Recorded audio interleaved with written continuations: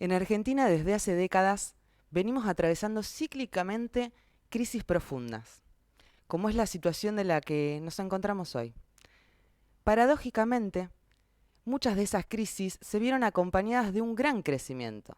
récord en exportaciones, récord en la producción. En esa situación también nos encontramos hoy. Como contrapartida, 9 millones de pibes y pibas no logran cubrir sus necesidades básicas. Millones de trabajadoras y trabajadores, a pesar de tener trabajo, estamos bajo la línea de pobreza. En países como el nuestro, el crecimiento y el desarrollo suelen ir acompañados de un daño ambiental irreparable, como es el caso de los desmontes con el corrimiento de la frontera agrícola, como es el caso de las quemas de humedales con el desarrollo ganadero, como es el caso de la megaminería contaminante. En países como el nuestro, que tienen su soberanía seriamente dañada, parece ser que el crecimiento no repercute en todas y en todos, y que además nos deja un saldo ambiental negativo. Entonces aparece la pregunta: ¿crecimiento para quiénes y para qué? Para hablar de este tema complejo, en su complejidad, hoy nos encontramos con un especialista en el tema, autor del libro Libre de Humo, ensayo crítico sobre el desarrollo, el ambiente y la emancipación. Estamos hablando de Rodolfo Kempf.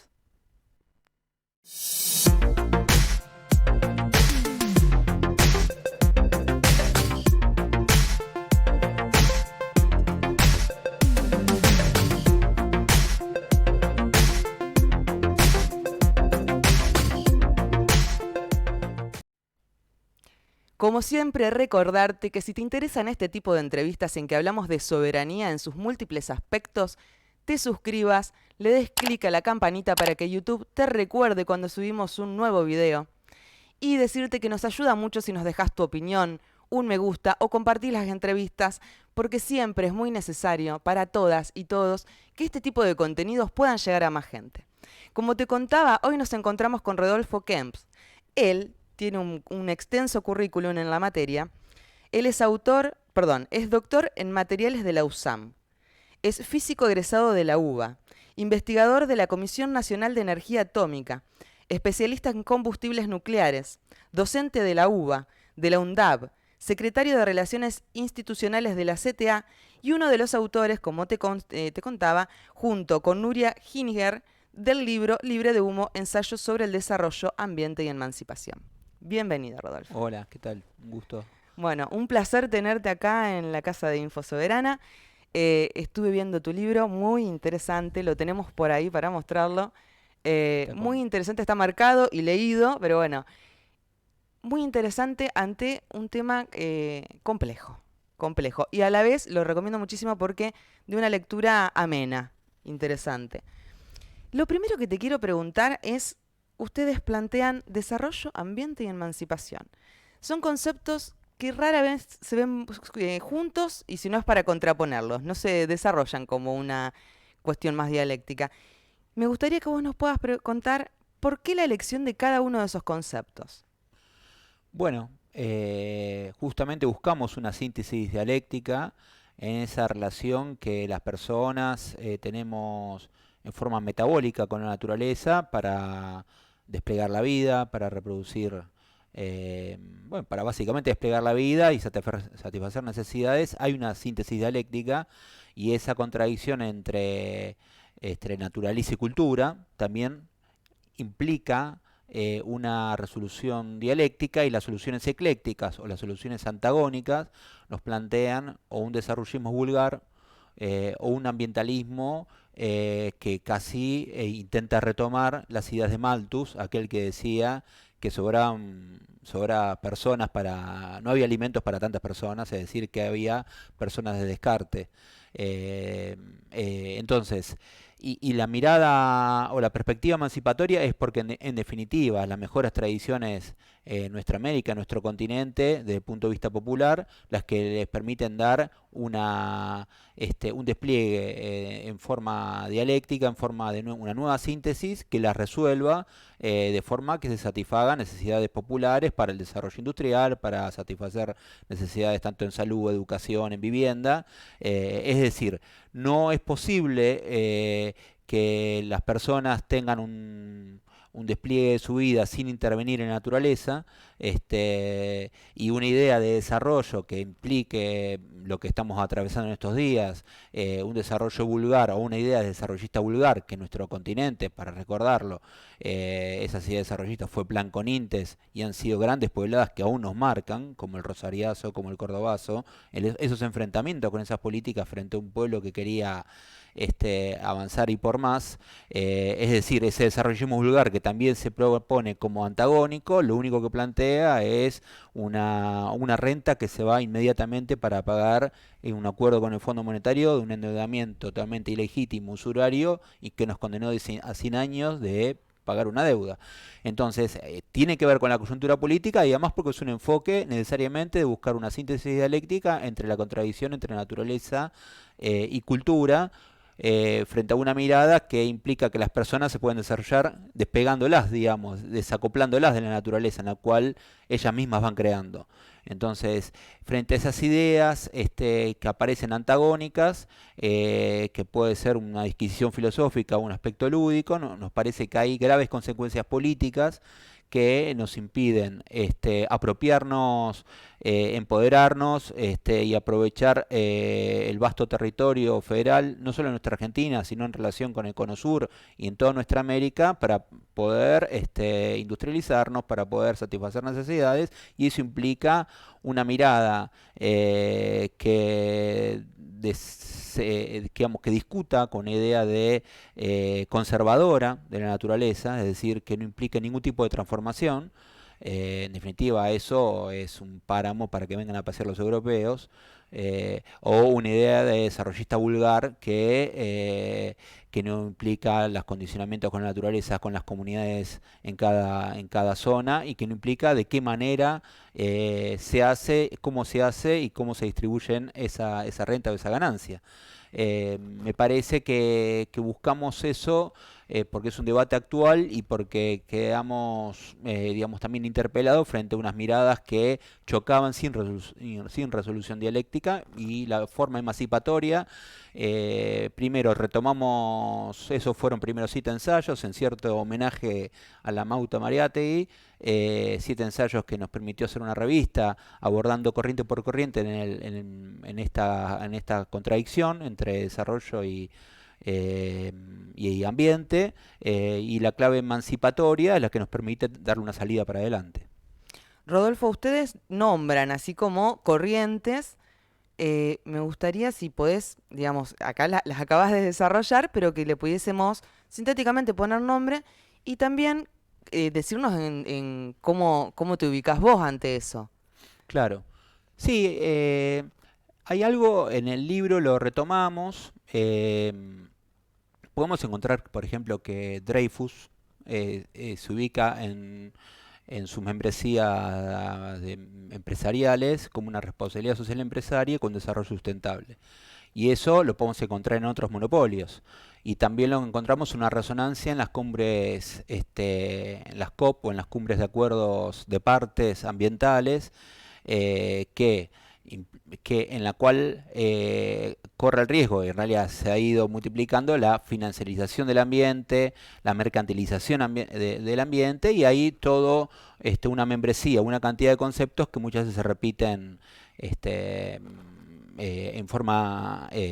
acrítica. Eso tiene una historia, que es de las cumbres ambientales y ha sido la responsabilidad social empresarial, pero fundamentalmente la idea del desarrollo sustentable en las condiciones del capitalismo. Por eso esa corriente nosotros la bautizamos como ecocapitalista, es decir, la que busca en el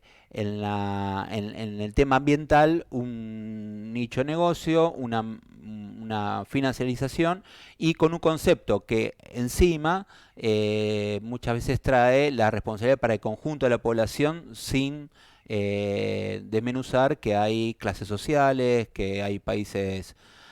centrales poderosos, países oprimidos, una idea en la cual nos deja impotente frente a la contaminación, a la degradación ambiental y muchas veces a la pobreza extrema energética, alimentaria, de acceso a la salud, a la vivienda, que sufren nuestro pueblo como conjunto de los pueblos de los países dependientes. Es decir, una mirada que... Entonces, tenemos el ecocapitalismo y tenemos este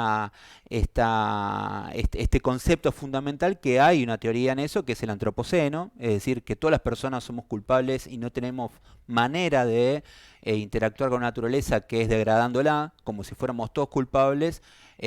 tapando bajo una manta o invisibilizando que efectivamente hay clases sociales, que hay países centrales que tienen la mayor cantidad de ganancias. Si querés, post pandemia, eso se ha ido concentrando aún más en un puñado de poderosos y millones de pueblos, de personas y sectores populares que están siendo tirados por la borda a pobreza, sin acceso a la energía eléctrica, sin acceso a vacunas, sin acceso a necesidades mínimas a satisfacer. Rodolfo, en tu libro vos hablás de la energía nuclear, tenés especialidad en el tema, y hablas de que hay corrientes que lo plantean como una inversión verde. Para las grandes mayorías, yo creo que cuando hablamos de energía nuclear nos da miedo. Digamos, durante mucho tiempo hablar de energía nuclear fue eso, y tal vez tiene que ver con el desconocimiento. Me gustaría aprovechar esta oportunidad para preguntarte, simplificadamente, ¿qué es la energía nuclear y qué tan segura es, qué tan ecológica es? Que nos puedas contar un poquito sobre el tema. Bueno, en principio no son corrientes, sino los que plantearon a la energía verde, a la energía nuclear como una inversión sustentable, sino que es producto de los últimos acuerdos de justamente las cumbres de partes, en las cumbres ambientales, la COP, tanto en Glasgow como la última en Egipto. Luego, y aparece como un acuerdo que tiene elementos objetivos de generación de energía eléctrica, minimizando gases de efecto invernadero, es lo que se dice descarbonizar, en una complementariedad entre energía nuclear y energías renovables. Podemos incluir a las renovables también a las hidroeléctricas, por ejemplo. Tal es el caso de Francia, que tiene poca emisión de gases de efecto invernadero y que resolvió su independencia en la crisis bueno, se le dice crisis, pero en realidad fue el empoderamiento de los países de la OPEP, y Francia resuelve su seguridad energética con energía nuclear. O fundamentalmente los países nórdicos, Finlandia, Suecia, tienen, dado su capacidad hidroeléctrica y su buen desarrollo en tecnología nuclear, una forma de generación de energía eléctrica con muy bajas emisiones. Es decir, hay experiencias en el mundo y por eso, frente a la emergencia de mayor incremento en las temperaturas de la atmósfera, las últimas cumbres ambientales han tomado esa resolución. Un poco nicho de negocios y un poco una forma un poco más seria de resolver la situación, el problema, digamos, de generación de energía eléctrica, minimizando gases de efecto invernadero. La energía nuclear, a diferencia de la generación de energía térmica, que es la que predomina, es decir, quemar o combustionar hidrocarburos, tanto gas o petróleo, no combustiona, aunque por ejemplo en mi nombre soy como especialista en combustibles nucleares, pero la energía nuclear no combustiona, sino que fisiona, divide el núcleo y eso libera mucha energía. ¿Cuánta libera? Y bueno, al mismo volumen con hidrocarburo libera 1.000.000 de veces más de energía, y en la generación de energía no emite gases de efecto invernadero. En toda producción industrial, en las etapas previas de los elementos combustibles, la metalmecánica, etcétera, lo emite, como cualquier producción industrial. Y luego quedan residuos radiactivos con los cuales hay formas seguras de mantenerlos primero en piletas, luego en seco, se le dice en silos, y luego poder hacer una disposición final de los mismos. Es decir, puede ser una generación en la cual se minimizan de las fuentes de energía, las térmicas, la nuclear, las hidroeléctricas, las renovables, es de las que menores gases de efecto invernadero emite. ¿Por qué se la considera insegura? Fundamentalmente por las políticas, la energía nuclear tiene un desarrollo con Enrico Fermi, con Marie Curie, en alrededor de la década del 30 del siglo pasado. En los primeros conceptos físicos, en los primeros prototipos. El primer reactor es debajo de un estadio de béisbol de fútbol americano en Chicago fue Enrico Fermi, que era un físico humanista perseguido por Mussolini en Italia y que reside en ese momento en Estados Unidos. Se desarrolla el primer reactor experimental, la primera reacción. Es decir, estos físicos humanistas vieron cómo para darle un cierre a la Segunda Guerra Mundial y plantear organizar el mundo tal cual como lo tenemos ahora, la necesidad de Estados Unidos de lanzar dos bombas nucleares por primera vez arrojadas a poblaciones civiles en Hiroshima y Nagasaki, y ese es un bautismo de fuego sangriento, digamos, pero que no es intrínseco de la generación de energía, sino que es propio de la organización de la sociedad y en particular de la necesidad de, en ese momento el imperialismo yanqui de, bueno, imponerse de ahí para adelante con una organización de concierto del mundo. Y esto está probado, el Ejército Rojo llega en mayo del 45 a tomar Berlín, es decir, ganando la guerra, y las bombas de Hiroshima y Nagasaki se lanzan en agosto, es decir, la guerra estaba prácticamente ganada y tuvo ese origen. Entonces el miedo es comprensible por este bautismo. Luego tenemos los atolones y las formas en las cuales se midieron las fuerzas del área nuclear, las potencias. Uno, por ejemplo, podemos tener el atolón de las Islas Marshall, el atolón de Bikini, que es donde tenemos encima el entretenimiento de Estados Unidos, lo tenemos como es Bob Esponja. El atolón de Bikini es los lugares donde superaron los niveles de radiación de las bombas nucleares y fueron lanzados por Estados Unidos en las Islas Marshall. El Bob Esponja y esas cosas raras que aparecen en el fondo del mar, ellos mismos se hacen una alusión a sí mismos a lo que ellos lanzaron como una forma de medir fuerzas, en lo que se compone posterior a la guerra, en lo que es un acuerdo de las grandes potencias para tener un cepo y un control de la energía nuclear. El primer reactor se da en Rusia y son Estados Unidos, Rusia, China, Francia y los ingleses los que componen, es decir, el Consejo de Seguridad de la ONU, los que fundan la Organización Internacional de Energía Atómica, bien post Segunda Guerra Mundial. Y los países dependientes muchas veces estamos siendo impedidos por este tipo de, bajo formas de controles de no proliferación, muchas veces a tener desarrollos tecnológicos. Argentina lo ha logrado resolver. Eso te iba a preguntar, ¿cuál es nuestra situación con respecto, digamos, cómo se produce, cómo se produce, con qué tecnologías? Bueno, del hemisferio sur, si vemos el hemisferio sur, tres países tienen centrales nucleares que generan potencia eléctrica, nucleoelectricidad, y son Argentina, Brasil y Sudáfrica. Argentina tuvo un rol de vanguardia, es la Organización Internacional de Energía Atómica, con la iniciativa de Eisenhower, no posguerra, de Átomos para la Paz, se funda en la década del 50, y también desde la década del 50 que Perón funda la Comisión Nacional de Energía Atómica, y entonces tuvo un rol de vanguardia, y Argentina tiene un rol de vanguardia. Muchas organizaciones y acuerdos de cooperación internacional están dirigidos por argentinos, sin ir más lejos.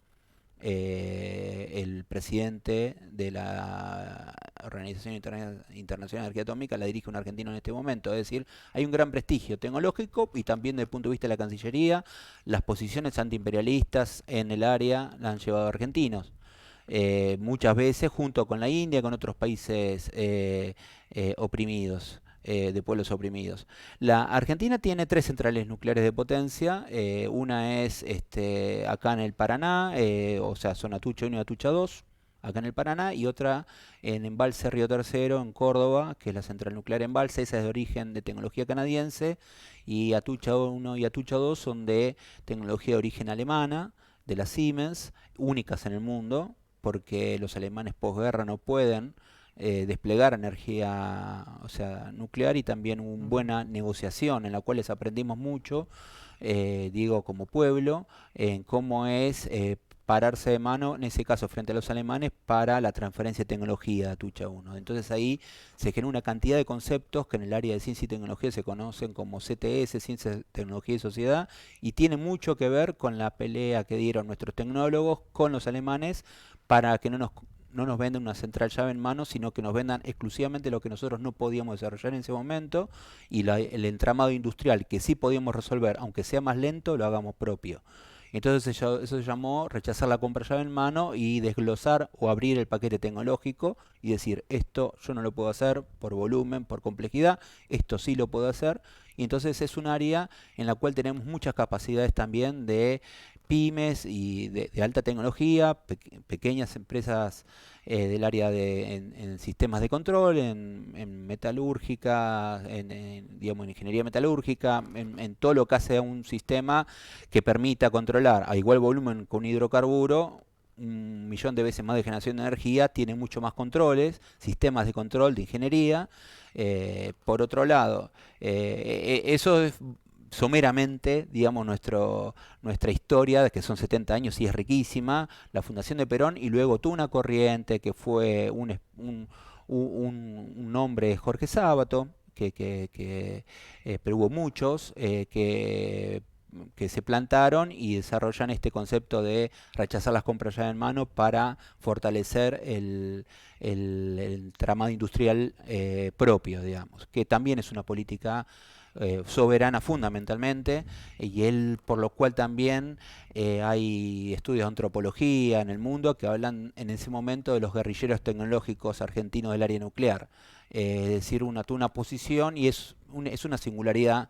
eh, aunque tuvo en resonancias, por ejemplo, con la India también. Con la India también han tenido y tal vez desarrollos mayores de desarrollo de reactores propios copiando los canadienses, como el que tenemos en Córdoba, en Sí, que Embalse. tantas veces nos quieren hacer creer que no podemos y yo cada vez que me siento en este sillón escucho experiencias maravillosas como esta que demuestran la capacidad que tenemos como país para poder ser un país soberano y emancipado. Te pregunto también, porque bueno, vi en tu libro que hablas varias veces del litio. Es un tema que genera mucho debate con respecto a los tres conceptos también, el del desarrollo, el del ambiente y el de la emancipación. Y es un tema del que se estuvo hablando muchísimo en la televisión, en los medios de comunicación estos días. Me gustaría si podemos partir sobre qué es el litio, para qué sirve, de dónde, en qué lugares de nuestro país y cómo se extrae. Bueno, el litio es un metal, es el más liviano. eh, em, es un elemento que nos permite, en lo que emerge, como una de las grandes aplicaciones, la capacidad de tener baterías de ion litio, es decir, como almacenamiento de energía eléctrica, frente a una deriva o una tendencia que existe en generación de energía por fuentes renovables intermitentes, es decir, los parques eólicos y los parques solares van creciendo en el mundo, pero son intermitentes, dependen de la irradiación día y noche y de los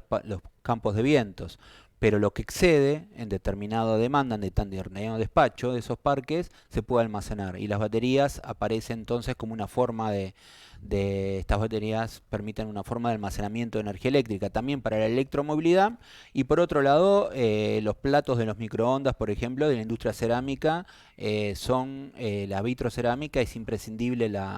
los minerales de litio procesados con una tecnología que, si bien no es de punta, en un momento fue de punta en la tecnología espacial y se incorporó como un elemento que todos podemos tener en las casas. Tiene muchas aplicaciones,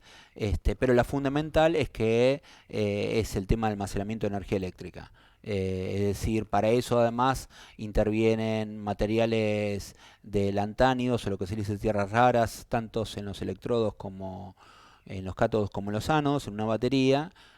con un electrolito de litio que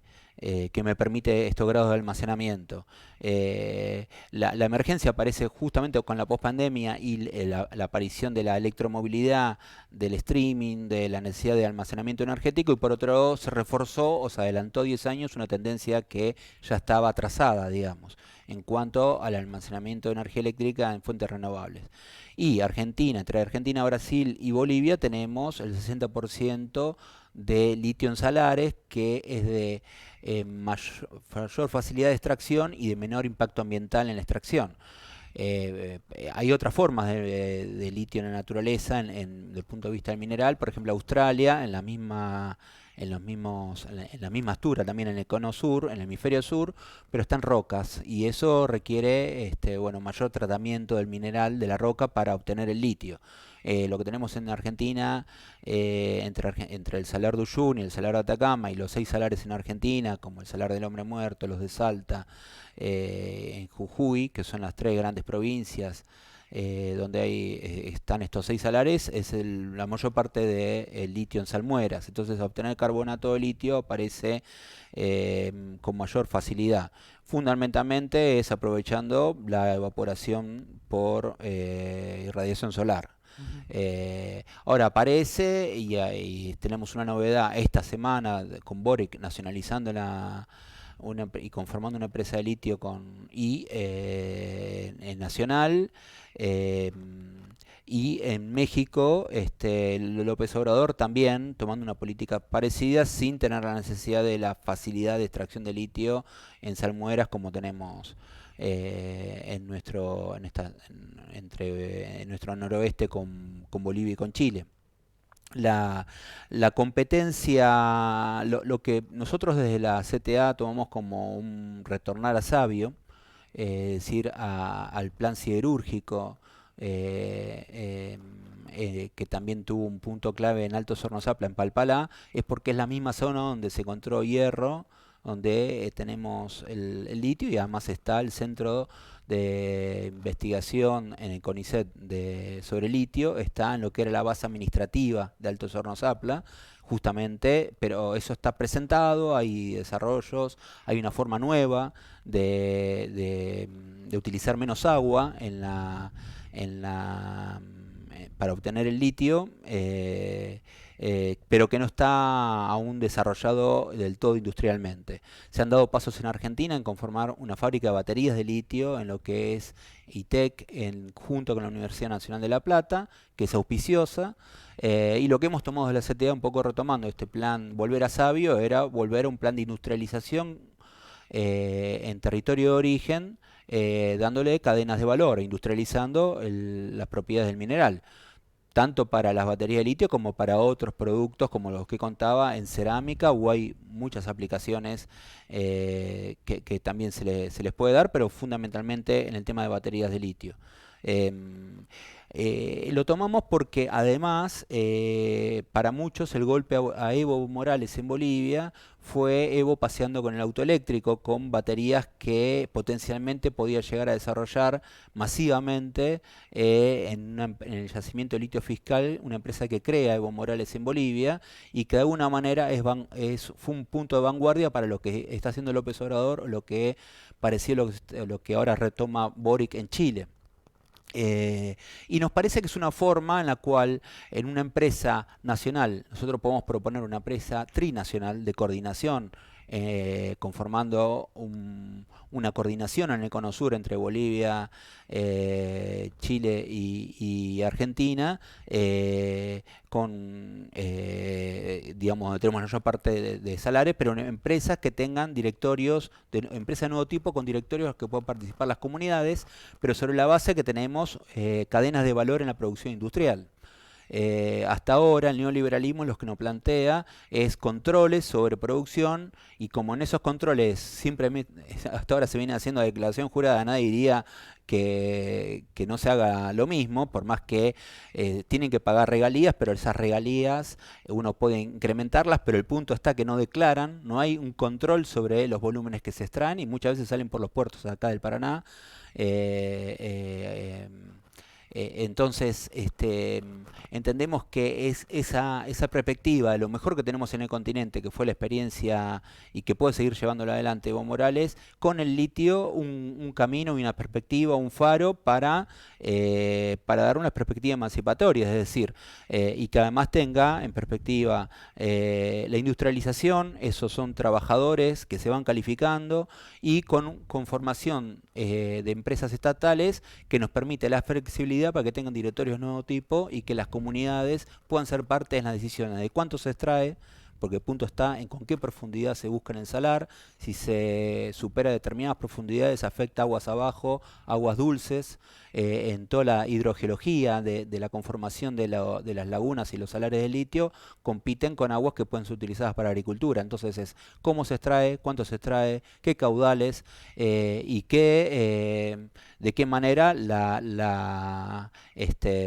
producción o la ganancia o la renta se apropia, o sea, y también la renta, las comunidades, como estos directorios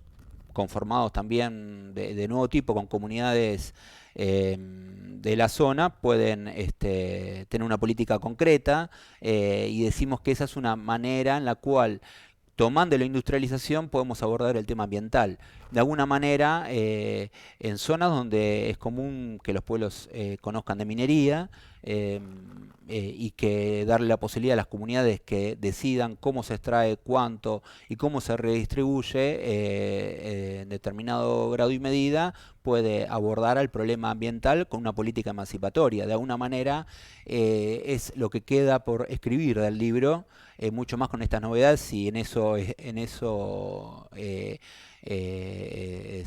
estoy trabajando, digamos, porque además hay proyectos presentados para nacionalizar el litio. En Chile, además, el litio es declarado estratégico desde hace tiempo, porque, y nuestra ley nuclear lo admite. El litio es un material que puede utilizarse también para fusión nuclear. Si los reactores que hablamos antes es la fisión nuclear, es la división del núcleo, pero hay otra forma que es fusionar núcleos, y también se libera mucha energía, y un iniciador de esta reacción puede ser el litio, o es conocido el litio. Entonces el litio es un material nuclear desde el punto de vista de la fusión nuclear. La fusión nuclear liberaría mucho más energía que la fisión, todos los reactores, 450 reactores nucleares que hay en el mundo, con minimización aún mayor de los residuos. Por eso, en la década del 70, frente a la emergencia del OPEP, muchos países tomaron esa decisión, y no es el único en Chile donde está declarado estratégico, es considerado estratégico el litio. Ahora vuelve, pero con el tema del almacenamiento de energía eléctrica en baterías. Entonces, es un punto donde las ventajas comparativas que tenemos en la distribución de litio en salmuera, en salares, en la corteza terrestre, estamos privilegiados, y entonces requiere decisiones políticas en clave emancipatoria para poder desarrollarnos industrialmente y tener controles efectivos sobre la interacción con la naturaleza y con los salares. Te iba a preguntar, cuando te pregunté del litio, te iba a preguntar qué potencial tiene. Y la verdad es que me respondiste todo en una sola pregunta, y se te nota que te entusiasma y también lo contagias, porque digo, es una excelente noticia para el país. Ahora, eso nos lleva a otra pregunta, que es, cuando hablamos de energía nuclear, cuando hablamos de nuestros recursos, es imposible no preguntarnos por soberanía, porque hace muy poco se conocieron las declaraciones de Laura Richardson, que prácticamente planteó que su patio trasero, es nuestro territorio, está en juego, que nuestros recursos son fundamentales para la defensa nacional de Estados Unidos en la disputa que tienen con China. Luego de eso, una catarata de visitas de altos mandos diplomáticos, y se hace, digo, tenemos tanto en mano, tenemos tanto potencial, ella lo admite y lo pone sobre valor, que es muy difícil preguntarse, ¿se puede resolver el problema de la producción y el problema ambiental sin soberanía? Digamos, ¿podemos ir por carriles o cuál es punto de partida y cuál es punto de llegada? Claro, efectivamente, ¿no? Si es siguiendo la membresía, los conceptos de las cumbres ambientales, lo que vamos a tener es, a lo sumo,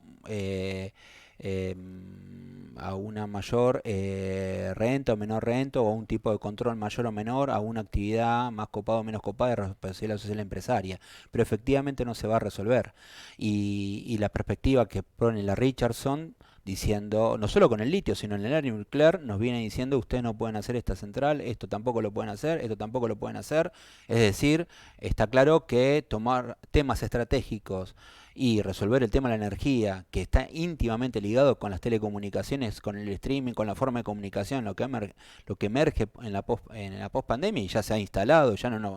está íntimamente ligado con la propia despliegue de la vida. No es posible sin una posición soberana, sin una perspectiva emancipatoria. Eh, por eso también a la provocadora afrenta de la Richardson hay que conformar, reflexionar. Nuestro libro intenta hacer un aspecto nutritivo en eso, dar un puntapié, dar una mirada distinta, porque si no solo nos queda tener una mirada como malthusiana o una mirada de conservadora frente a la naturaleza, de intangibilidad en la naturaleza, de no intervenir sobre la naturaleza. Entonces con eso pensamos que tenemos el tema resuelto, va a venir la Richardson, se va a llevar todo el litio y lo va a hacer sin ningún tipo de control, dejando un páramo y una mirada desarrollista que implica simplemente renta para pagar el Fondo Monetario. Primero no ponen ningún sujeto social en juego a los sectores populares, y, y una perspectiva emancipatoria nos permitiría en clave de la necesidad de industrialización y de hacerlo en territorio de origen, y además vamos sembrando también sectores, de alguna manera vamos sembrando clase obrera y trabajadores que pueden tener un rol fundamental de acá para adelante, y en definitiva no sin tomar control sobre el área de producción, con todos los conocimientos y saberes que tenemos desde el punto de vista tecnológico, tanto en el tema del litio para la construcción de baterías, en toda la fisicoquímica, como en el área nuclear, como en una gran parte de las energías renovables también en Argentina. Tenemos enajenación de producción de conocimiento, es decir, conocimiento que no se termina aplicando en nada. Así que ahí tenemos que hacer una triple o cuádruple síntesis de muchas necesidades populares para poder tener soberanía energética, soberanía tecnológica, y también con cuidado del medio ambiente, porque efectivamente sabemos cuáles son las tasas de extracción y las formas eficientes de hacer el cuidado de la naturaleza en todo el proceso.